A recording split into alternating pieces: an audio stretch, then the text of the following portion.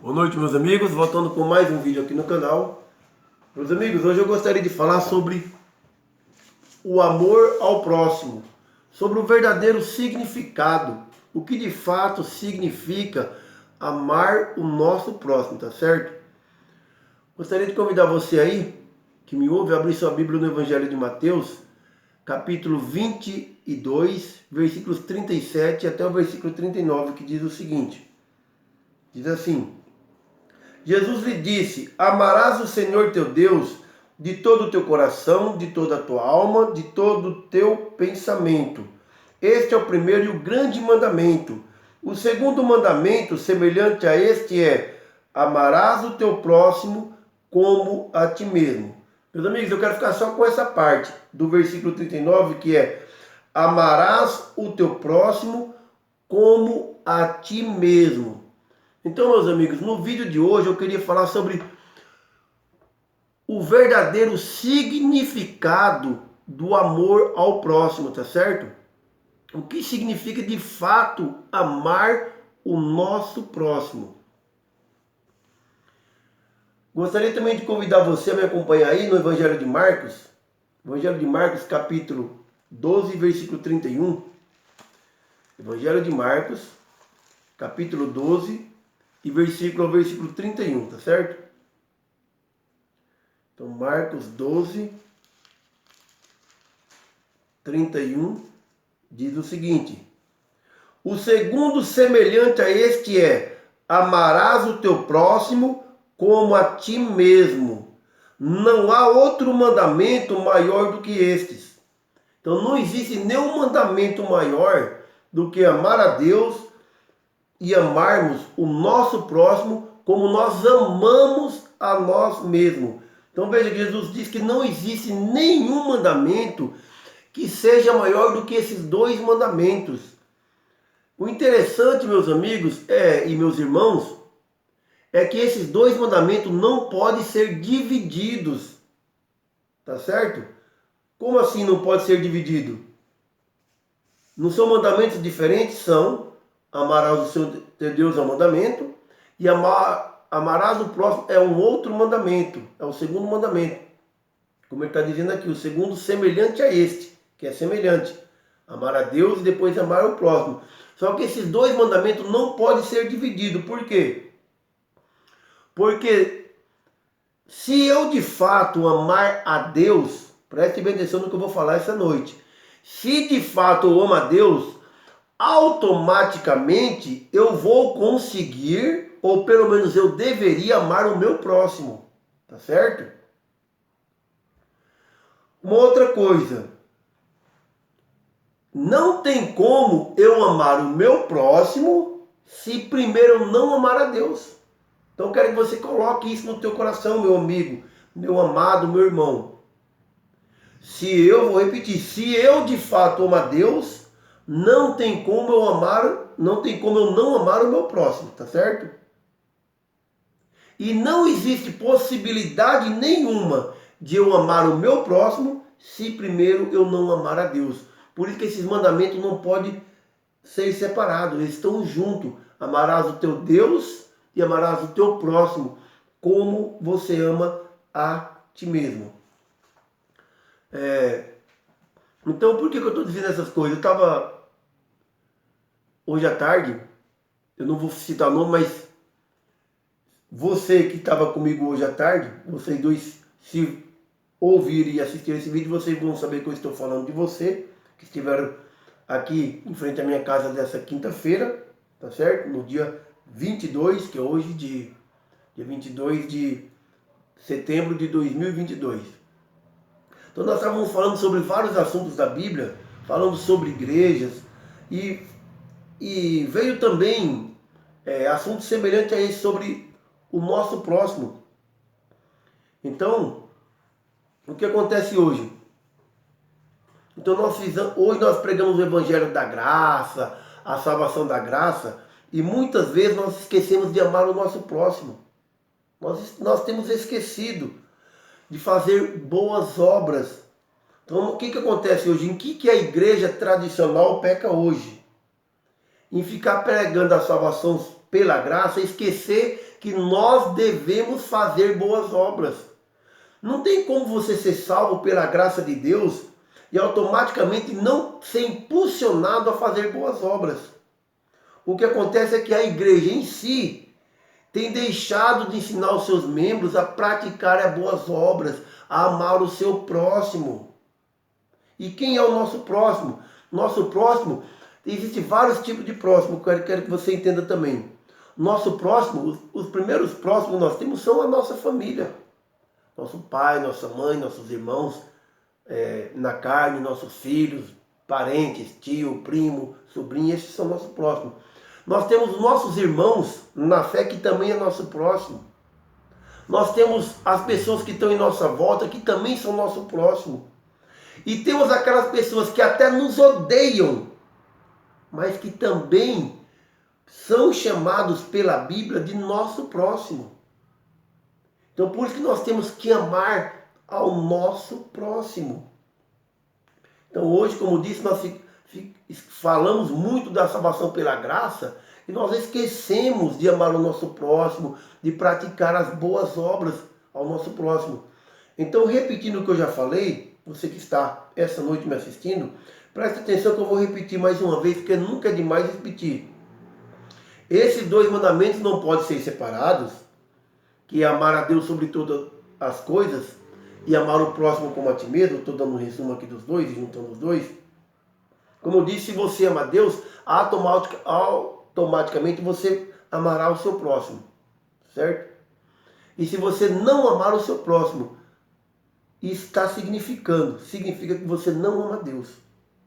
Então, se nós não amamos o nosso próximo, eu estou me colocando junto, tá certo? Que eu não sou nenhum arrogante. Se eu não amo o meu próximo, deve ter alguma coisa errada. Talvez é porque eu de fato não ame a Deus. Talvez eu não tenha amado a Deus como eu precisaria amar. Quero convidar você aí, meu amigo, abra sua Bíblia comigo aí, na carta de Tiago. Tiago, capítulo 3, versículo 15 e versículo 16. Vamos lá? Tiago, capítulo 3. Não é Tiago, capítulo 3, eu marquei errado. É Tiago, capítulo 2, versículo 15 e versículo 16, que diz o seguinte: E se o irmão ou a irmã tiverem nus e tiverem falta de mantimento cotidiano, e algum de vós lhe disser, ide em paz, aquentai-vos e fartai-vos, e não lhes derdes as coisas necessárias para o corpo, que proveito virá daí. Então esse irmão necessariamente não precisa ser um irmão da fé, ou necessariamente não precisa ser um irmão na carne. Pode ser qualquer uma outra pessoa. Pode ser qualquer pessoa, nosso próximo como qualquer pessoa, que precisa de mantimento cotidiano, precisa de roupas, vestimentas. E o que nós fazemos? Vamos orar por esse irmão, vamos orar por um fulano que está precisando. Olha, eu costumo falar, meus amados, não estou me colocando aqui como melhor que ninguém, falando que eu vivo fazendo milhares, só faço coisa boa, não é nada disso não. Mas o que acontece é que nós não fazemos aquilo que Deus quer que façamos.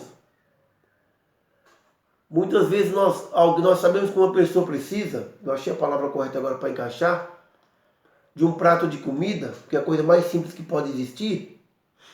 E o que nós fazemos? O que já está dizendo que nós fazemos? Nós mandamos ele em paz, ou seja, se preocupe não, meu amado irmão ou meu amigo, eu vou orar por você. Nós devemos orar pelas pessoas, mas tem situações que não requer oração, requer ato, requer atitude.